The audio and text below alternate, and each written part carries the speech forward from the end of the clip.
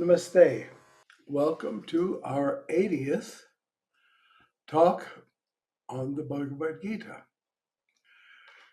We're in the 17th chapter and we're ready for the 11th verse. We've already had a discussion in the previous chapter of the three Gunas. Now then, there are the various elements of spiritual life or spiritual practice are going to be taken up and said and analyzed rather according to whether they're of sattva, rajas, or tamas. Sattva is that which is light and which is, in a sense, health-giving and is harmonious. Rajas is that which is often compulsive, active, based on desire, often just sort of a charging ahead without good reason. And tamas or tamasic things are heavy, dark, completely backward from what they should be, and dark, I said, and darkening, and are contrary to right order. All right. So then, the word sacrifice, yagna, can mean the fire sacrifice, but it also means anything that is done with the idea that merit is wished to, is the desired byproduct of it. Good karma, in other words. Good spiritual karma is what is hoped for. So yajna can be an act done because you know it's the right thing and it is in harmony with your divine nature. So it can have all these aspects. All right, fine. Sacrifice which is offered observing the scriptures. That has two aspects. Doing it according to the way the great sages said it was to be done. This is more in the sense of the ritualistic sacrifice. And it's a science. It's an esoteric science, but no less a true science. Therefore, all the rules have to be followed, not because it's pretty and it seems dignified, but because it's meant to work. This is what marks Sanatana Dharma out from any other religion in the world. It is science and the science of action, and science that isn't, oh Lord, if it is your holy will, please. No. These things done produce this result. These positive things done get this positive result. That doesn't mean that God has nothing to do with it, but God isn't up in heaven being the vendor, or like the zookeeper that throws in the food to the animals once a day. Because thou art that. We too are part of this divine life. And therefore, Sanatana Dharma is, in a sense, the mechanics of, or the procedure of, what leads to ultimate enlightenment. This is so important to know because it's not theory, it's not doctrine, dogma, it's not what we hope to be true, if it is the Lord's holy will and if we have pleased God. Moronic. It is moronic because Sanatana Dharma is also Manava Dharma, which means the Dharma of mankind, human Dharma. If you're going to be a true human being, you're going to be a God on earth. And Sanatana Dharma shows the way to do it. So the scriptures have to be observed, and the only way to observe them is to know them, not let somebody else tell you what they say, not even let me say that's what's in it. You read it. Bhagavad Gita is the number one. But then beyond that, we have the Upanishads. And beyond that, we have the Brahma Sutras, the Yoga Sutras, and the writings of great sages, great master yogis of India. And wise people study them. But of course, Jesus said, where your treasure is, your heart is also. So if your treasure is not in higher life and consciousness, well, you'll just read comic books or murder mysteries. Not that there's anything wrong with that, says him, because he likes both of them. All right. So, observing the scriptures. By those who do not desire the fruits, they don't do it so when I die, I'll go to heaven. Plenty of people in India do the right thing for the wrong reason. Oh, I want to get higher worlds. I don't want to come back to this world. It's suffering. So I want to go to a heaven world and be happy forever. They don't desire self-realization. They don't desire transcendence and genuine atmasthana, being established in the self, in the spirit consciousness. They don't want that. Few people do. That's why few people seek. And even fewer people among the seekers seek in the right way because they do want to find. All right. Oh, cynical. Concentrating the mind only on the thought, this is to be offered, this is to be done. Not like, oh, I'm going to get a good birth because I did these things. Or, well, people are going to really respect me because I helped out all these other people. That's not the reason. You do it because I'm a human being and I'm really more than a human being. I'm a divine self. I am a God with a little g, and I should live like that. So it isn't like God will get mad if I don't, and God will be happy if I do. It's discovering your own true nature and living according to your own true nature. And if you live according to these principles, your mind is purified, and then you begin to understand more and more, and then experience your own true nature. It's very, very simple. But few are those that walk the way, comparatively speaking. All right. So that is sattvic. Sacrifice which is offered, observing the scriptures. That means also observing them in your daily life. By those who do not desire the fruits, concentrating the mind only on the thought, this is to be offered, this is to be done. That is sattvic. But sacrifice which is offered with a view for the fruition, just to get it. It isn't even being virtuous. I'll do that thing and then I'll get a benefit from it. So it's totally selfish. And for the purpose of ostentation. Look at me. I do these things, you see. Jesus talks about that in the Bible. The Pharisees, that even when they went to do charity, they literally had somebody sound a horn so people could watch them doing the charity. Jesus said they have the reward because all they had was themselves. Rather pathetic thing to only possess, but well.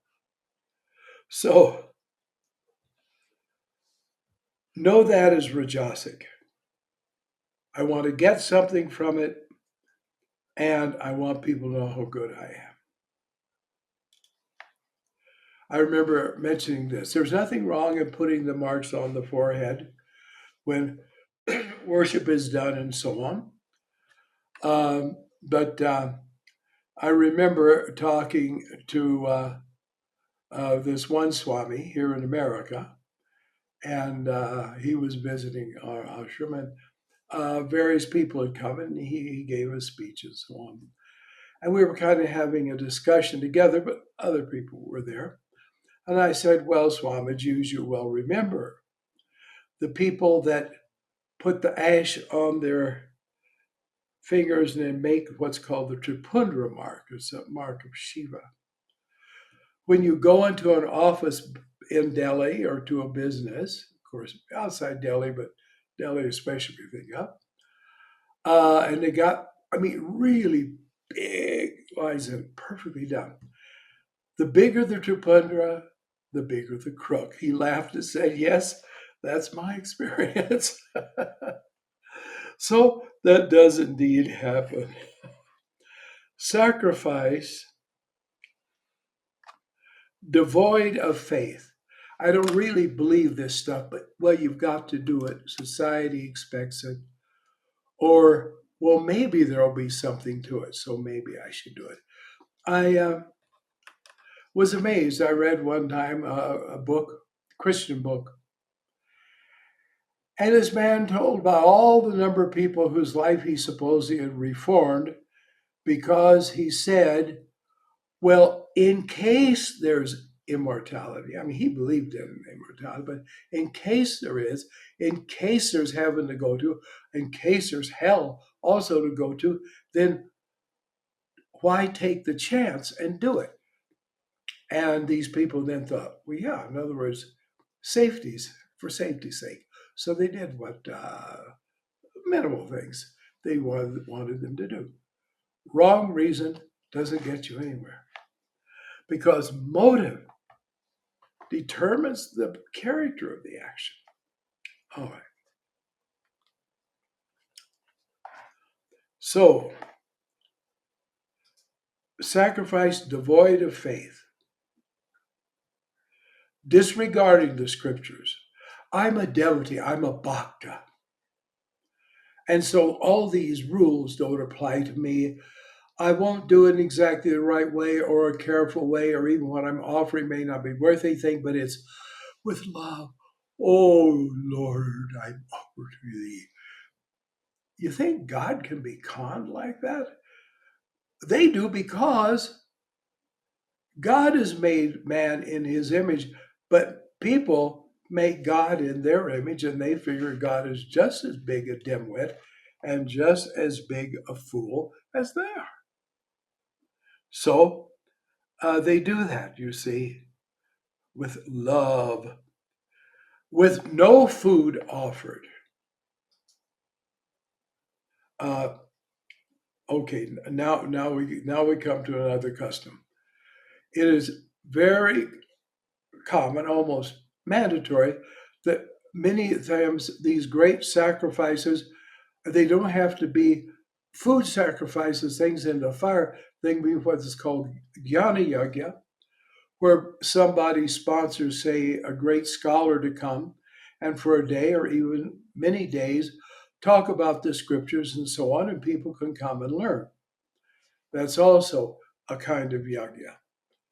So or there's religious drama that people sponsor and they put on, and people come and they're inspired by seeing the lives of holy people and so on. Now, usually at the end of these things, there'll be a great feast, a bandara. And I've been places where 2,000, 3,000 people are coming. And when done correctly, all these people should be fed at the end. It's kind of a celebration and a thanksgiving to God through the people who are fed. Like, I give thanks to God, I live to finish this, and I give thanks to God that in the hearts of these people, he came to participate. I've got a note here. All right. The sponsors of sacrifice or worship are considered obligated to offer food of some kind, or at least sweets, to those who attend.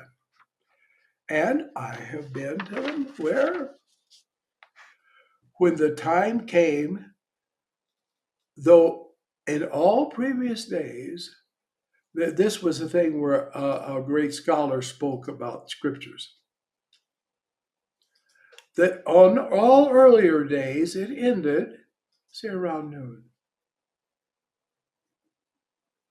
But on the final day, where if it had been ending at noon, they would have had to feed people. They had it end at sunset. And they didn't even give the equivalent of a jelly bean to anybody. These were really rich people, too. Very, very rich people. Yeah. And the ashram where they were doing it was utterly corrupt, I'd say. So it fit. Without mantras. In other words, it's accompanied by, let's say, more like prayers here. Without gift or fee, because then at least the people who do it, you consider some type of, you give them something. Sometimes it's just clothing in poor areas, for example. But you give something. But when it's without that, you don't give anything. You do it for merit, but you don't give anything to human beings. Then it's tamasic, which means it's darkness. And in a sense, in the higher worlds, it doesn't exist. Has no effect, no positive effect. All right. Reverence for the gods. Yes, gods.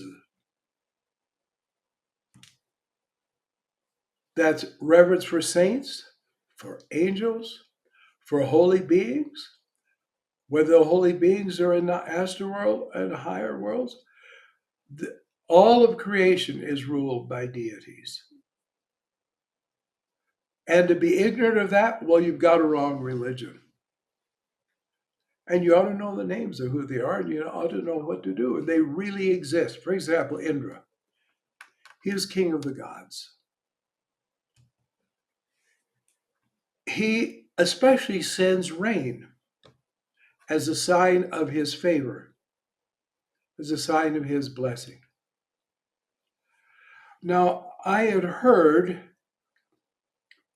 some years before this incident I'm going to tell you about, that at the Anthropological Museum in Mexico City, there were two interesting things. One was an image of Kali, and the other was an image of Indra. Now, they didn't talk about where they were located. I said, well, all right, they're in the museum. And I had no knowledge of the museum, but I went to Mexico City with a friend, and who has relatives that who live there, and we stayed in their home. So anyway,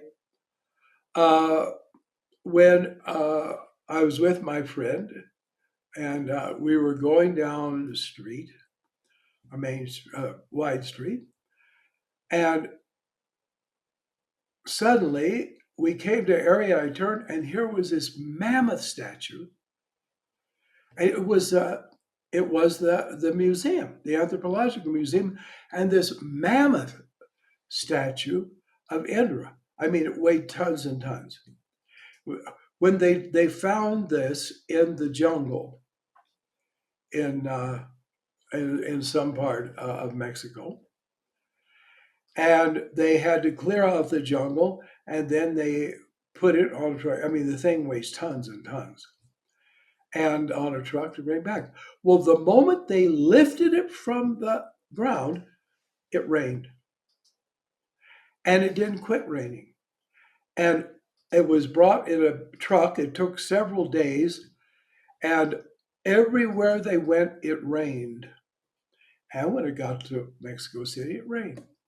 And the moron said, "Oh, isn't that really that's funny? He's god of rain, and Tlaloc is his Mayan name, Tlaloc, and it rained. He. Because you see, that's what a Tamasic person is like. Even if you dump a bucket of water over them, they don't know they're wet. Or you could hit them on the head with a hammer, and they won't even. They are. We say numbskulls, right? Well, intellectually, spiritually, especially, they're numbskulls. So here is evidence that the God of rain produces rain. But chuckle, chuckle, isn't that a coincidence? Okay. So anyway, I saw him. I knew who he was. Put my hands together and intoned Om Indraya Namah, Om Indraya Namah, Om Indraya Namah, etc. There wasn't a cloud in the sky. There was instant fine rain. It was a mist rain. It wasn't a monsoon type rain. But it rained for about 5 minutes and stopped. And again, I looked up, no clouds. No clouds at all. There you are. So they rule the elements of nature. And when you know this and you know the rulership, and then you either pray to them and you make offerings to them, then success can be assured. Yes, it's idolatry and all this polytheism. Well, of course it is. What the heck do you expect? This isn't the old-fashioned revival hour you're looking at and listening to. So of course I'll speak these things. So reverence for the gods. You can say, "Oh, I don't know anything about them. I knew some people like this." Well, we've never read these books. We'll read them. Reverence for the gods, the twice born, the dvijas, those that weren't just born physically, but they have been born spiritually. This often is considered those who've been initiated into the Gayatri mantra and who wear the sacred thread. Should be the Brahmin, Kshatriya, Vaishya caste. Why the Kshatriyas and Vaishyas don't do it anymore? Well, I don't know. Thank God he didn't send me to find out or to tell them. But that's the way it should be. The dvijas. And you and I should be dvijas, especially in our hearts. We woke up. That's a birth. Hopefully a progressive birth.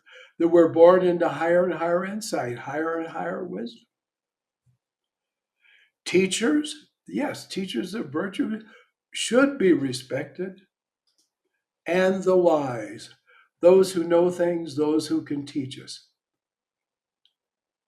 I look back at my life and I'm glad to say that virtually from birth, I knew people that taught me. They weren't necessarily super sophisticated in their philosophy, but they taught me the way of truth. They taught me the way of virtue. And they deserve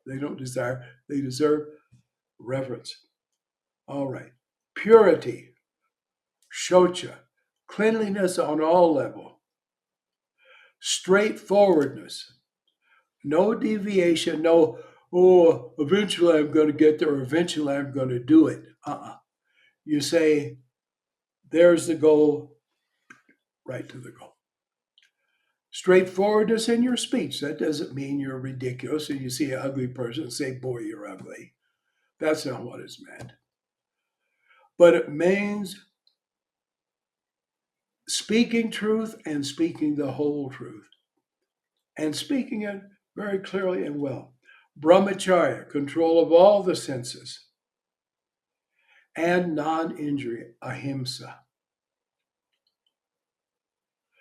These are called tapasya of the body. Well, obviously, they are symptoms of both the mind and the spirit. But as above, so below. Therefore, what is true and right must manifest on the most objective, even physical, material level. If it doesn't, then in a person, if it doesn't manifest in daily life below, guess what? It isn't above. Speech which causes no distress or vexation. Now, you can't please everybody with what you say. And a lot of people hate the truth. But there's a lot of people you shouldn't speak the truth to. Basically, you shouldn't speak to them at all. But if you do, talk to them about the weather, talk to them about this or that. Yes, gripe about politics. Even though you live in a household where when somebody mentions God, they say, we have a rule in this house. No politics and no religion in discussion. Then they'll speak for hours on politics. Speech which causes no distress or vexation, causing it, meaning to, you intend to. Again, for example, if somebody's dead and you have to go and tell them someone's dead, well, when they learn, they're going to cry. But the idea is there is no intention in the speech to cause any difficulties. And also that you're aware there are some people, you have to be careful what you say, because you never know. You could say, well, people who do that are sure on the road to hell. Well, that may be one of their children, or may have been their father. So you're careful. Circumspection and straightforwardness, they go together well. Truthful, really truthful. But that also means being a reflection of real truth. And since the basic truth of everything is God, and therefore the basic truth of everything is Dharma, how can your speech not be Dharma? And how can it not reflect Dharma? That doesn't mean you preach to them about religion and you give them all kinds of sermons, but sometimes you do talk about the principles of right and wrong. If it doesn't come into your conversation, either there's something wrong with you or you're talking to the wrong people. It makes me think, I knew St. John Maximovich of San Francisco, canonized saint of the Russian Orthodox Church. And one time he was really interesting, you see. In the Orthodox Church, they pray with a kind of, we could call a rosary, but it's made of cloth. It's not, so it won't clack, clack and make noise. Or sometimes they actually do use beads. But they do japa, and they take this and they move the beads or the knots as they say the japa. Well, on more than one occasion, sometimes, if people went to a department store, they somehow would find him in the jewelry department where there were strands of beads hanging, and he'd actually be holding his hand out and moving the beads. So someone said about him, Archbishop John never begins to pray because he never has stopped praying. Well, as much as we can be, we should be like that. I've mentioned my Aunt Faye, who was my first great teacher. And one time, someone said to her, Faye, you never began talking about God because you never stopped talking about God. The very thing could be said about St. John. Now, there was a difference between Aunt Faye and St. John, but it was only in degree, but of kind. They were the same. So, truthful is more, it must, okay, so then it says pleasant, of course, kind, There are people that want to describe how they're somebody they know died horribly of some awful disease. And people are all horrified to hear it. Well, that shouldn't be said either, but they're beneficial. Are people benefited by this speech? Instruction in the knowledge of the self. You don't have to make it real straightforward and explain the Atman, but you can also talk about things that are ideas of higher life, higher attitude, the way we feel toward people. This is tapasya of speech. Austerity and tapasya is actually dispurificatory discipline. So it's purificatory speech. All right, and I've gone 10 minutes over the time. So